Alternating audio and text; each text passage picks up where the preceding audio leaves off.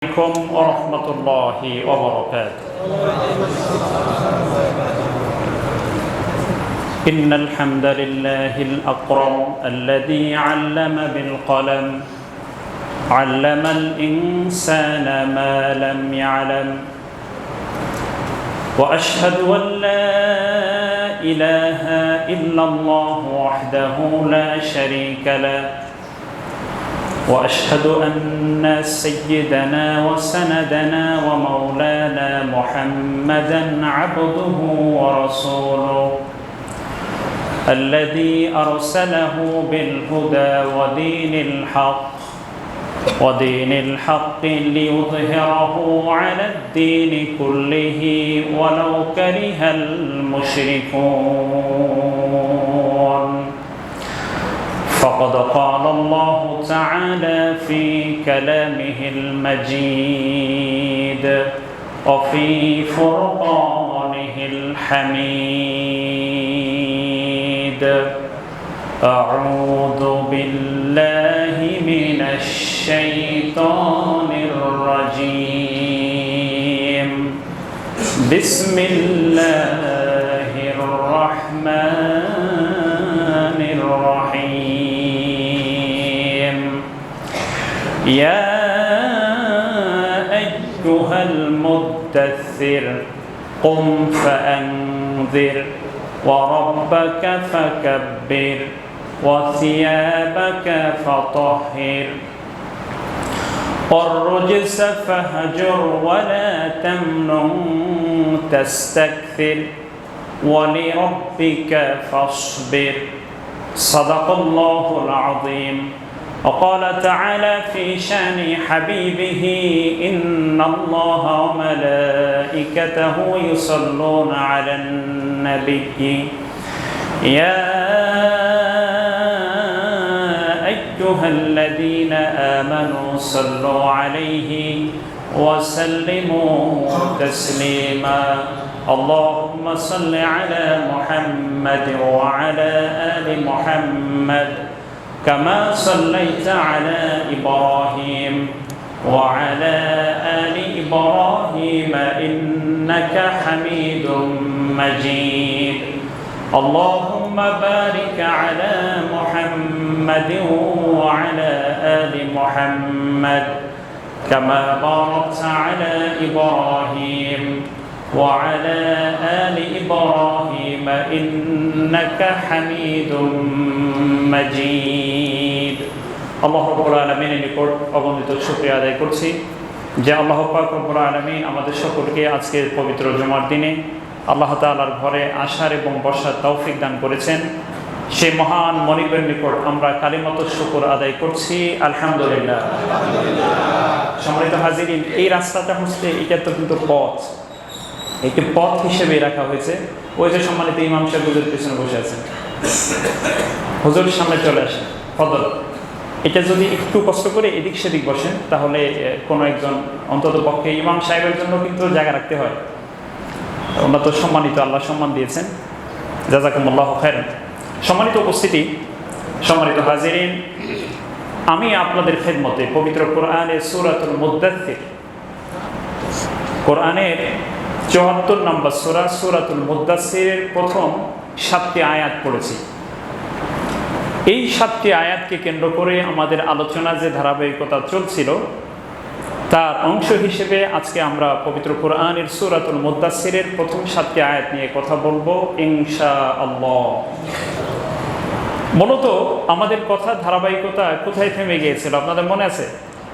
রাসূলুল্লাহ সাল্লাল্লাহু আলাইহি ওয়াসাল্লামের উপরে নবুয়ত আসার ওই সময়ের যে অবস্থা তৈরি হয়েছিল তার উপরে তা নিয়ে কথা বলেছিলাম। যেহেতু আমরা রাসূলুল্লাহ সাল্লাল্লাহু আলাইহি ওয়াসাল্লামের জন্মের মাসে উপনীত হয়েছি, যদিও এটা নিয়ে অনেক কথা আছে কোন তারিখে জন্ম হয়েছেন তা নিয়ে কিন্তু আমরা ইতিমধ্যে বলেছি আপনাদের সামনে কথা। কিন্তু যেহেতু এই মাসে রাসূলুল্লাহ সাল্লাল্লাহু আলাইহি ওয়াসাল্লাম নিয়ে ব্যাপক আলোচনা হয়, সিরাতুন নবী নিয়ে আলোচনা হয়, মিলাদুন নবী নিয়ে আলোচনা হয়, আমরা এ নিয়ে কিন্তু কিছু কথা ইতিমধ্যেই আপনাদের খেদমতে বলবার চেষ্টা করেছি। আমরা বলেছি মিলাদুন নবী সাল্লাল্লাহু আলাইহি ওয়াসাল্লাম আর সিরাতুন নবী সাল্লাল্লাহু আলাইহি ওয়াসাল্লাম উভয়ের মধ্যে কিন্তু কোনো বিরোধ নেই, বরং সিরাতটা হলো ব্যাপক আর মিলাদটা হলো সংক্ষিপ্ত। সিরাতের মধ্যে তার জীবন আচারের সব কিছু থাকে, তার ব্যক্তি জীবন, পারিবারিক জীবন, সামাজিক জীবন, বৈবাহিক জীবন, তার রাষ্ট্রীয় জীবন, নবুয়তি জিন্দেগির এই সব কিছুই অন্তর্ভুক্ত হলো সিরাতে। আর মিলাদ হচ্ছে তার একটা পার্ট। সেটা কি? রাসূলের জন্ম। তো জন্ম কি একটা পার্ট নয়? পার্ট। তাহলে বোঝা গেল যে সিরাতের একটা গুরুত্বপূর্ণ অংশ হচ্ছে মিলাদ। সুতরাং উভয়টাকেই মুখোমুখি দাঁড় করিয়ে দেওয়ার দরকার নেই, উভয়েরই গুরুত্ব আছে। রাসূল সাল্লাল্লাহু আলাইহি সাল্লাম সম্পর্কে জানবার জন্য মিলাদটা জরুরি। মিলাদুন নবী মানে রাসূলের জন্ম। এটার ইতিহাস আমরা জানলাম, এই সম্পর্কে জানা আমাদের জরুরি, দরকার, আমরা জেনে নিলাম। কিন্তু তার চেয়েও বেশি জরুরি হলো সিরাত নিয়ে আলোচনা করা। মিলাদটা যত বেশি জরুরি, তার চেয়ে বেশি জরুরি কি? সিরাত, জীবন চরিত্র। তো আমরা রাসূলুল্লাহ সাল্লাল্লাহু আলাইহি ওয়াসাল্লামের উপরে যখন ওহী আসলো আল্লাহ তাআলার পক্ষ থেকে, তিনি মুরসাল মিনাল্লাহি সুবহানাহু ওয়া তাআলা যখন হলেন, ওহী প্রথম আসবার পরে মাঝখানে কিছুদিন ওহী আসা বন্ধ হয়ে গেল। একটু মনোযোগ দিয়ে কথাগুলো শুনতে হবে। ওহী আসা বন্ধ ছিল কতদিন, সেই সংখ্যা নিয়ে, সেই দিন নিয়ে মুফাসসিরগণের মধ্যে কথা আছে। কতদিন ওহী বন্ধ ছিল, এটাকে বলা হয় ফাতরাতুল ওহী। ওহী আসা বন্ধ ছিল। তো কতদিন ওহী আসা বন্ধ ছিল? আর রাহিকুল মাখতুম, এই যে আমার কাছে একটা কিতাব আছে, এটি লিখেছেন সফিউর রহমান মুবারকপুরী। এই বইয়ের নাম হচ্ছে আর রাহিকুল মাখতুম। এটি রাসূলুল্লাহ সাল্লাল্লাহু আলাইহি ওয়াসাল্লামের জীবনের উপরে গোটা পৃথিবীতে যে কয়টি বই লেখা হয়েছে, সেরা হয়েছে এই বইটি।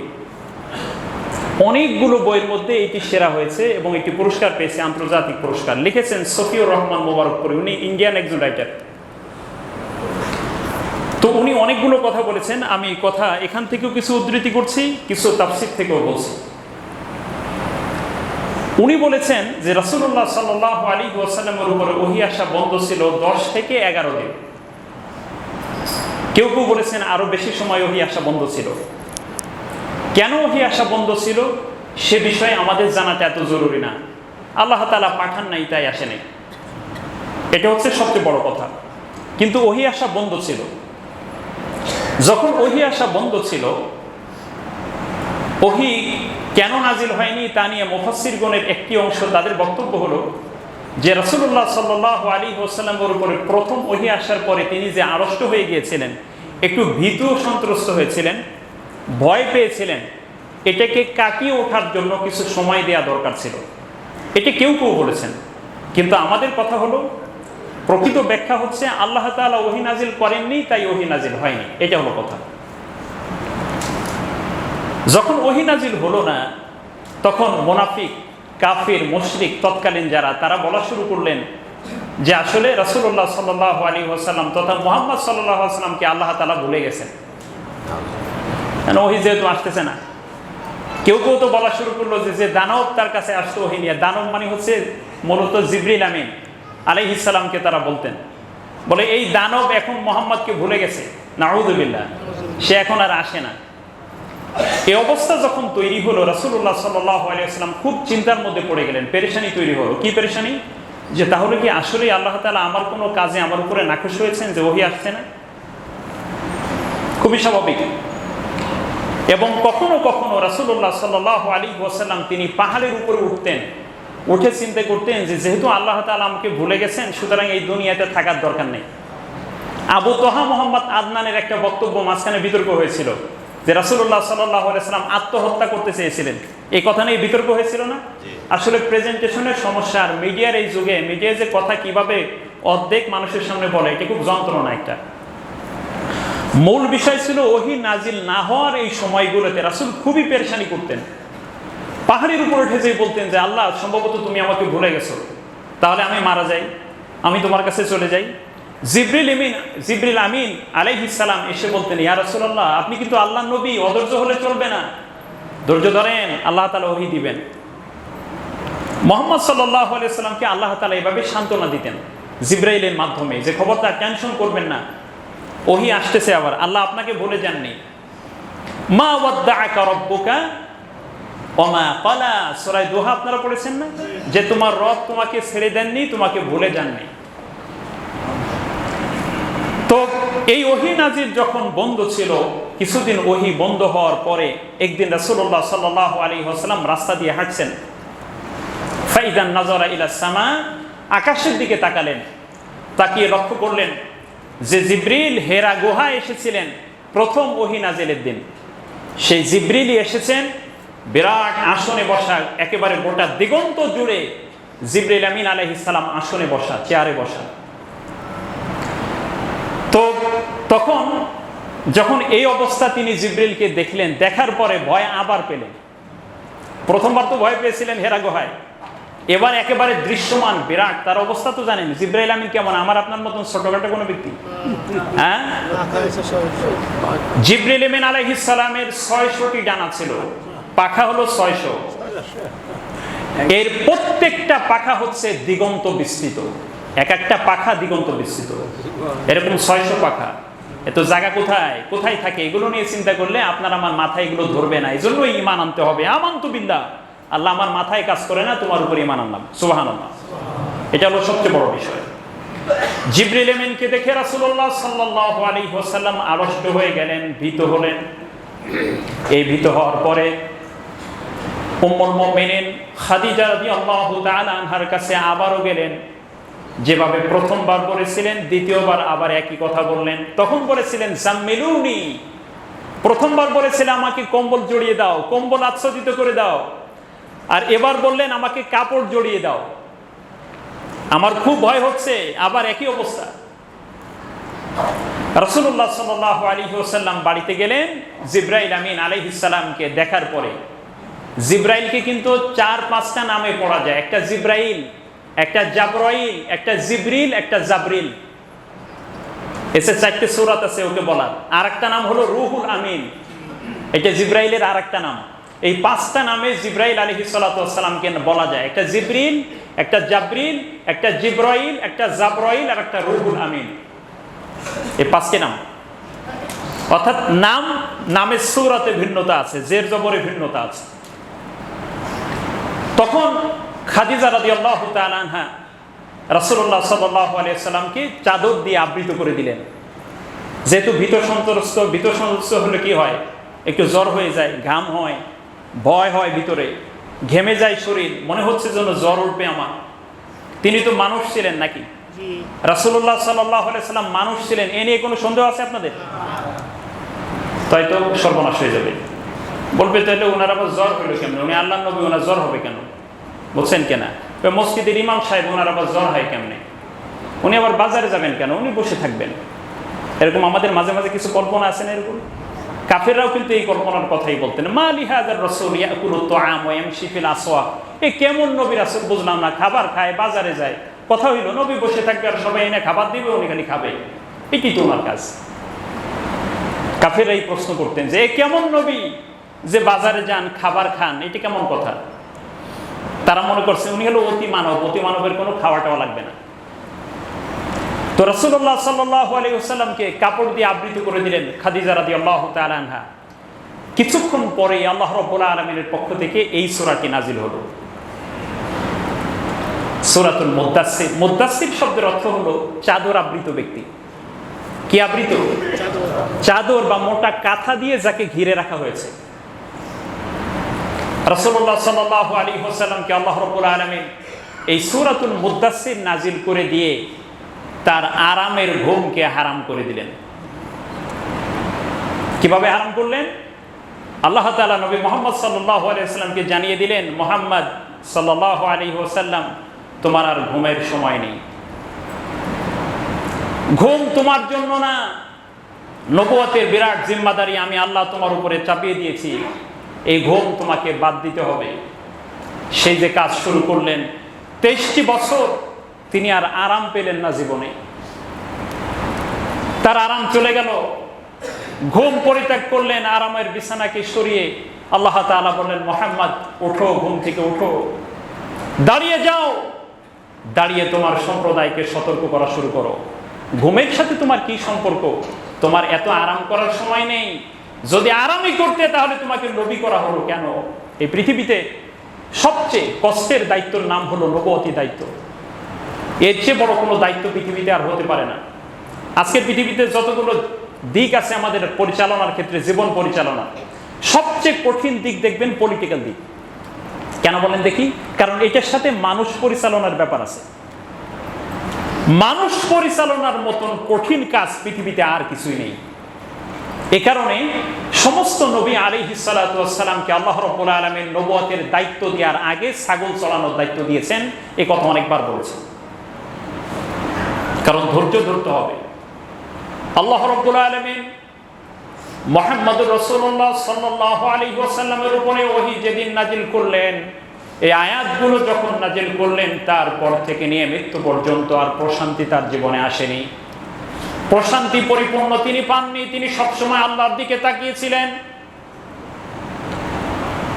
আয়েশা রাদিয়াল্লাহু তাআলা আনহা বলছেন, রাসূলুল্লাহ সাল্লাল্লাহু আলাইহি ওয়াসাল্লামের জীবনে এমন হয়ে গেল, এমন অবস্থা হয়েছে, 2 চাঁদের পরে তৃতীয় আর একটা চাঁদ আমাদের সামনে চলে এসেছে, মানে তৃতীয় মাস চলে আসছে, কিন্তু রাসূলুল্লাহ সাল্লাল্লাহু আলাইহি ওয়াসাল্লাম পেট ভরে খাবার খেতে পারেননি। দ্বিতীয় চাঁদ শেষ হয়ে তৃতীয় চাঁদ, মানে 3 মাস পর পর তার জীবনে এমন হয়ে গিয়েছে যে তিনি পেট ভরে খেতে পারেননি। বহু জীবন এরকম, বহুদিন এরকম গিয়েছে। কষ্ট, শ্রম, ক্লেশ তাকে এমনভাবে চেপে ধরেছে যে তার প্রশান্তি আর জীবনে হয়নি। আসলে প্রশান্তি বলতে কি? কারণ যিনি মানুষ নিয়ে কাজ করেন, তিনি একজন মানুষও কষ্টের মধ্যে থাকা অবস্থায় তিনি প্রশান্তি পেতে পারেন না। তিনি তো জনহিতকর মানুষ ছিলেন, তিনি মানুষের জন্য কল্যাণকামী ছিলেন। সম্মানিত হাজিরিন, তখন আল্লাহ রাব্বুল আলামিন নবী মুহাম্মদ সাল্লাল্লাহু আলাইহি ওয়াসাল্লামের উপরে এই আয়াতগুলো নাজিল করে দিয়ে তিনি নবী সাল্লাল্লাহু আলাইহি ওয়াসাল্লামকে নবুয়তের পরে প্রথম দায়িত্ব অর্পণ করলেন এই আয়াতগুলোর মাধ্যমে। যেহেতু আমরা নবুয়ত আসার পরবর্তী চিত্র জেনেছি, এবার কাজ শুরু করার চিত্রটা জানতে হবে। এখানে আরেকটা বিষয় মাথায় রাখতে হবে। এই কথাগুলো জানার আগে আরেকটা ব্যাপার আমাদেরকে জানতে হবে। সেটি হলো এই যে রাসূলুল্লাহ সাল্লাল্লাহু আলাইহি ওয়াসাল্লাম কি টার্গেট নিয়ে কাজ করেছেন। টার্গেটটা কি ছিল? টার্গেট থাকা দরকার না কোনো একটা কাজের? টার্গেট ছাড়া কি কাজ হয়? টার্গেট কি ছিল? তার টার্গেট ছিল হলো এই যে তিনি মানবতাকে মুক্তি দিতে চান। তিনি গোটা মানবতাকে মুক্তির পথ দেখাতে চান এবং এমন একটা সমাজ তিনি মানুষকে উপহার দিতে চান যে সমাজে কোনো চুরি, জেনা, ব্যভিচার, অপহরণ, মানুষের উপর মানুষের জুলুম এটা থাকবে না। এমন একটা সমাজ তিনি উপহার দিতে চেয়েছিলেন। এটা ছিল তার টার্গেট। আপনি দাওয়াতি কাজ করেন কিন্তু আপনার কোনো টার্গেট নেই, তাহলে তো হলো না। আপনি মানুষকে একত্রিত করছেন আল্লাহর দ্বীনের জন্য, তাই না? আল্লাহর জন্য একত্রিত করছেন। এখন এদেরকে নিয়ে আপনি কি করবেন? কোনো কর্মসূচি নাই, তাদেরকে প্রশিক্ষণ দেন না, তাদেরকে কাজ দেন না। তাহলে যদি না এরকম হয় তাহলে মানুষ জড়ো হবে ঠিকই, কিন্তু আসলে তারা কোনো প্রোডাক্টিভ মানুষ তৈরি হবে না, আনপ্রোডাক্টিভ হবে। মানুষকে জড়ো করার পরে তাদেরকে কাজ দিতে হবে, প্রশিক্ষণ দিতে হবে, তালিম তারবিয়ত দিতে হবে, তাদেরকে তৈরি করতে হবে। তাহলে না তাদেরকে দিয়ে কোনো একটা সফলতা, কোনো একটা দিক বাস্তবায়ন করা যাবে। রাসূল মাকবুল সাল্লাল্লাহু আলাইহি ওয়াসাল্লাম সেই কাজটি করা শুরু করলেন। এটা তো একার পক্ষে সম্ভব না। কাজটি শুরু করেছিলেন নবী একা। যখন তিনি কাজ শুরু করেন তার কিন্তু আর কোনো সহযোগী ছিল না, তিনি একা কাজ শুরু করেছেন। একজন ব্যক্তি গোটা সমাজকে পরিবর্তন করার স্বপ্ন দেখছেন। ব্যাপারটা কি সহজ? ইলমে ওহী ছাড়া, ওহীর জ্ঞান ছাড়া এই কাজটা কোনোভাবেই সম্ভব না। দেখুন আল্লাহ রাব্বুল আলামিন রাসূলুল্লাহ সাল্লাল্লাহু আলাইহি ওয়াসাল্লামকে কি কথা বলেছেন, একটু অনুবাদটা শুনেন, শোনার পরে এটার সাথে কিছু কথা বলবো। আল্লাহ রাব্বুল আলামিন বলেছেন, ইয়া আইয়ুহাল মুদ্দাথির, ওহে চাদর আবৃত ব্যক্তি, চাদর আবৃত ব্যক্তি, কাপড়ে আচ্ছাদিত ব্যক্তি।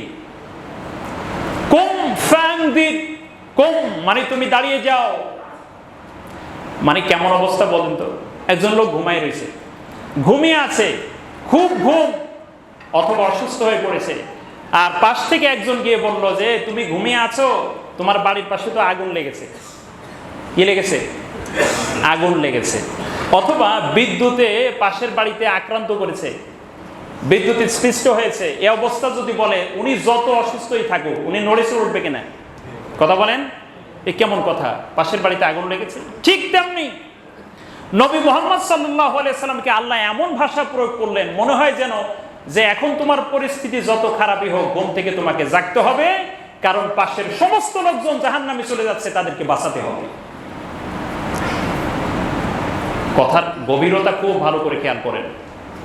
কোন তুমি দাঁড়াও, বসে থেকো না, ঘুম থেকে সোজা দাঁড়িয়ে যাও।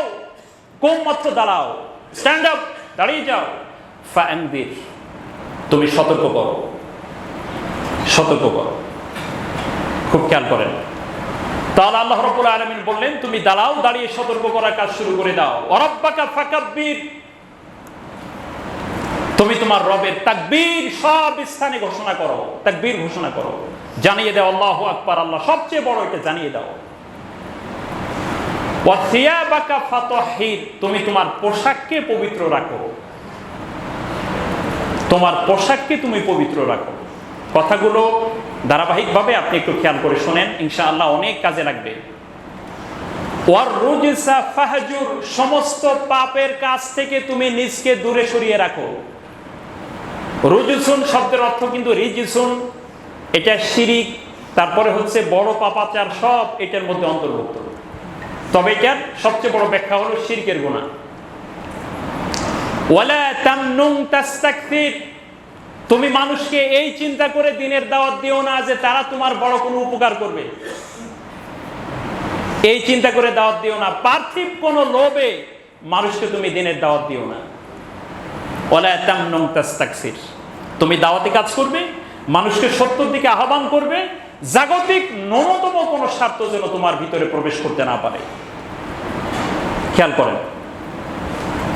ওয়ালি রাব্বিকা ফাসবির, আর তুমি এতগুলো কাজ যদি করতে হয় তাহলে ধৈর্য ধরতে হবে, আর তোমার রবের জন্য তুমি ধৈর্য ধারণ করো। এটি হচ্ছে যে কয়েকটি আয়াত বললাম তার সরল তর্জমা।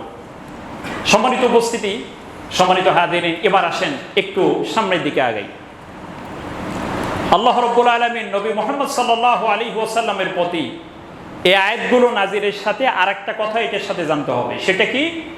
আল্লাহ রাব্বুল আলামিন মুহাম্মদ রাসূলুল্লাহ সাল্লাল্লাহু আলাইহি ওয়াসাল্লামকে বললেন ওয়ানযির আশীরাতাকাল আকরাবিন, ওয়ানযির আশীরাতাকাল আকরাবিন, তুমি তোমার নিকট আত্মীয়দেরকে আগে সতর্ক করো। কাদেরকে? নিকট আত্মীয়দেরকে। অর্থাৎ এই আয়াতের সাথে, এই আয়াতগুলোর সাথে ওই আয়াতের একটা সম্পর্ক আছে। তো আল্লাহ রাব্বুল আলামিন চাদর আবৃত ব্যক্তি বলে নবী মুহাম্মদ সাল্লাল্লাহু আলাইহি ওয়াসাল্লামকে ডাক দিয়ে তারপরে দ্বিতীয় আয়াতেই তিনি বললেন কুম ফানজির, তুমি দাঁড়াও, তুমি সতর্ক করা শুরু করো। এখানে একটা চিন্তার বিষয় আছে।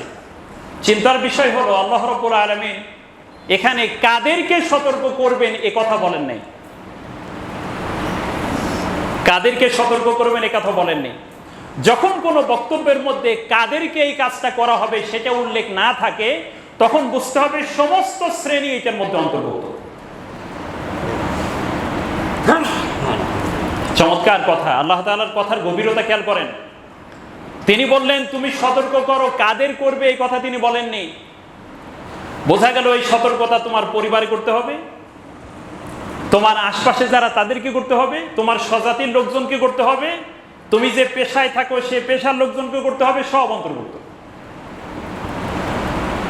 অর্থাৎ আল্লাহ রাব্বুল আলামিন এই কথাটাকে আম করে রেখেছেন। কেন আম করে রেখেছেন? এজন্যই রেখেছেন যে এই দায়িত্বটা খালি নবী মুহাম্মদ সাল্লাল্লাহু আলাইহি সাল্লামের উপরে একার ছিল না। আজকে আমরা যারা তার উম্মত হিসেবে পৃথিবীতে আছি, আমাদের সবার জন্যই এই আয়াতটা এখন প্রযোজ্য হয়ে যাবে। এই কারণে আল্লাহ তাআলা নির্দিষ্ট করেননি, সুবহানাল্লাহ, আলাদা করে নির্দিষ্ট করেননি। কুম ফানজির, তুমি দাঁড়িয়ে যাও, তুমি সতর্ক করা শুরু করো। এখন আমরা দাওয়াতি কাজ যদি করতে চাই, সতর্ক করতে চাই, প্রথমে কাদেরকে করতে হবে বলেন তো? প্রথমে সতর্ক করতে হবে কাদেরকে? নিজের পরিবারকে। এটা হচ্ছে দাওয়াতের প্রথম সুন্নাহ তরিকা। একজন ব্যক্তি দুনিয়া ভরে দাওয়াতি কাজ করে বেড়ায়, কিন্তু তার স্ত্রী পর্দা করে না, তার মেয়ে পর্দা করে না, তার ফ্যামিলিতে ইসলাম নাই, সে দুনিয়া ভরে দিনের কাজ করে বেড়াচ্ছে। আপনি একটা ব্যর্থ দায়ী, আল্লাহ, আপনি একজন ব্যর্থ মানুষ। বলেন তো কেন? সিস্টেম বুঝেন নাই আপনি। আপনার কাজটা ঠিক আছে, কিন্তু আপনার কৌশলে ভুল আছে। আপনার দাওয়াতি কাজের প্রথম ক্ষেত্র হবে আপনার পরিবার। একজন মানুষ তার পরিবারটাকে যদি জান্নাতি পরিবার বানাতে না পারে, পৃথিবীর কোথাও সে দাওয়াতি কাজ করে সফল হবে না। কারণ হলো আপনার প্রশান্তির সবচেয়ে বড় জায়গা হলো আপনার পরিবার। আল্লাহ রাসূলের জীবনী দেখেন, নবী সাল্লাল্লাহু আলাইহি ওয়াসাল্লাম প্রথম দাওয়াতের কাজটা শুরু করলেন তার স্ত্রীকে দিয়ে। যখন ওহী পেলেন, ওহীর পরে প্রথম দাওয়াত দিয়েছেন তার স্ত্রীকে। খাদিজা রাদিয়াল্লাহু তাআলা আনহাকে কিন্তু রাসূল প্রথম দাওয়াত দিয়েছেন। ঘরের স্ত্রী যদি আপনার দ্বীনের কাজে সহায়ক না হয়, আপনি কাজ করে অন্তত শান্তি দুনিয়াতে পাবেন না। পাবেন? এরকম অনেকে বলে না যে এত ভালো কাজ করি, ঘরের মহিলাটাকেই কন্ট্রোল করতে পারলাম না। আপনার পরিবারকে যদি আপনি কন্ট্রোল করতে না পারেন, আপনার পরিবারের মধ্যে যদি দ্বীনের সঠিক বোঝ আপনি ছড়িয়ে দিতে না পারেন, পৃথিবীর কোথাও গিয়ে আপনি দাওয়াতি কাজ করে সফল হতে পারবেন না। কারণ আপনার প্রশান্তির সবচেয়ে বড় জায়গা হলো পরিবার। পরিবার হলো পৃথিবীতে জান্নাতের একটা টুকরো। এ কারণে বাতিল শক্তি যদি পৃথিবীর সবগুলো এককে ধ্বংস করে দেয়, কখনো সবগুলো ব্যবস্থাপনা ধ্বংস করে দিয়েছে, কিন্তু আপনার পরিবারটা তো ধ্বংস করতে পারেনি। আপনার পরিবারটা এখনো আছে। সুতরাং মনে রাখতে হবে, বাতিল সব কিছু ধ্বংস করে দিলেও পরিবারটা যদি আমি কন্ট্রোল করতে পারি, ফ্যামিলিকে যদি কন্ট্রোল করতে পারি, তাহলে ইনশাআল্লাহ আমি অন্তত লাইনচ্যুত হব না। এ কারণে আল্লাহ রাব্বুল আলামিন সূরাতুত তাহরিম 28 নম্বর পারার প্রথম যে সূরা, সেখানে আল্লাহ তাআলা বলেছেন, ইয়া আইয়ুহাল্লাযীনা আমানু কু আনফুসাকুম ওয়া আহলিকুম নারা। ঈমানদারগণ, তোমরা নিজেরা জাহান্নাম থেকে বাঁচো এবং তোমার পরিবার আহালকে জাহান্নাম থেকে বাঁচাও। সুতরাং আমাদের দাওয়াতের প্রথম ক্ষেত্র হবে আমাদের পরিবার। এখন যদি আমরা বলি যে আপনারা কয়জন ব্যক্তি আছেন যারা অন্তত প্রতি মাসে একবার ছেলে মেয়ে স্ত্রী পুত্র সবাইকে নিয়ে একটু বসেন একদিন? কয়জন আছেন? অনেকে নাই এরকম, বলে যে আমি জীবনেও কোনোদিন বসিনি। আপনি একজন স্বামী, আপনি কোনোদিন কি আপনার স্ত্রীকে জিজ্ঞেস করেছেন যে এতগুলো বছর তোমার সাথে সংসার করি, আজকে আলহামদুলিল্লাহ আমরা শোনাও দিই, তোমার হয় নাকি দেখি? কয়জন আছেন? শোনাননি। কতজন আছেন এরকম যে আপনার ছেলে মেয়ে সবাইকে নিয়ে একদিন বসছেন, বসে বলেন আজকে কোরআন তেলাওয়াত করবে আমার ছেলে, ক্লাস 9-এ পড়ো, পড়ো কোরআন শরীফ পড়ো, দেখি আমরা মা আব্বা, তুমি তো ইংলিশ মিডিয়ামে পড়ো, স্কুলে পড়ো অথবা মাদ্রাসায় পড়ো, আলহামদুলিল্লাহ তোমার কেমন হয় তুমি পড়ো দি বাবা, আমরা শুনি, আমাদের তো ভুল হয়, তোমারটা ঠিক হবে, তুমি আমাদের ঠিক করে দাও। ছেলেকে উৎসাহ দিয়েছেন? মেয়েকে উৎসাহ দিয়েছেন? কোনোদিন দেননি, অথবা দিয়েছেন সেটা অপ্রতুল, খুব কম দিয়েছেন। এরকম হবে না। একটা জান্নাতি পরিবার এমনি এমনি গঠন হয় না। ওয়াজ শুনলেই খালি জান্নাতি পরিবার হবে না, আপনার অ্যাকশনে যেতে হবে, অ্যাকশনে যেতে হবে, কাজে যেতে হবে। এবার আসেন, তিনি মাসলা মাসাইল জানেন কিনা? আপনার মেয়ে বড় হয়ে গেছে, টিনেজ বয়সে পৌঁছে গেছে, নবম দশমে উঠে গেছে, এখন তার উপরে শরীয়তের অনেকগুলো বিধান এমন আছে যেগুলো আমি বাবা হিসেবে তাকে সব বলাও সম্ভব না, আছে না নেই? আচ্ছা, এখন এই বিষয়গুলো জানার জন্য আপনি কি ব্যবস্থা করেছেন? একটা বই কিনে দিয়েছেন, একটা মাসালার বই কিনে দিয়েছেন, অথবা তার মাকে কি বলেছেন কোনোদিন যে এই বইটা তুমি রেখো, মেয়ে কিন্তু অনেকগুলো বিষয় জানতে চাইবে, আমি তো বলতে পারবো না, তুমি এগুলোকে শিখিয়ে দিও। অধিকাংশ ছেলে মেয়ে গোমরাহ হয় পিতামাতার দায়িত্বহীনতার কারণে। পিতামাতার দায়িত্বহীনতার কারণে আপনি সব বুঝলেন, সব কিছু জানলেন, সব কিছু কন্ট্রোল করতে পারলেন, কিন্তু ঘরটাকে কন্ট্রোল করতে পারলেন না। কথা হলো? কিন্তু আপনি যদি চেষ্টা করেন, ভালো করার চেষ্টা যদি করেন, তারপরেও যদি তারা সঠিক পথে না আসে, সেই দায়িত্ব আপনার নেই। কেন নেই? আল্লাহর নবী নূহ আলাইহিস সালাতু ওয়াস সালাম, আল্লাহর নবী লূত আলাইহিস সালাতু ওয়াস সালাম দুইজনই নবী ছিলেন, কিন্তু দুইজন নবী থাকার পরেও, এই দুইজন নবী থাকার পরেও একজন ব্যক্তিও কিন্তু তাদের স্ত্রীদেরকে জান্নাতে নিতে পারেননি এবং পারবেন না। আল্লাহ রাব্বুল আলামিন বলেছেন, দরাবাল্লাহু মাসালান লিল্লাযীনা কাফারু ইমরাআতা নূহিন ওয়া ইমরাআতা লূত কানাতা তাহতা আবদাইনি মিন ইবাদিনা সালিহাইনি ফাখানাতাহুমা فلم يغنيا عنهما من الله شيئا وقيل ادخلا النار مع الداخلين। চমৎকার কথা। রব্বুল আলামিন বললেন, আল্লাহ তাআলা উদাহরণ দিচ্ছেন দুইজন মহিলার কথা, ইমরাতা নূহ ওয়া ইমরাতা লূত। একজন নূহ আলাইহিস সালাম এর স্ত্রী, আরেকজন হলো লূত আলাইহিস সালাতু ওয়াস সালামের স্ত্রী।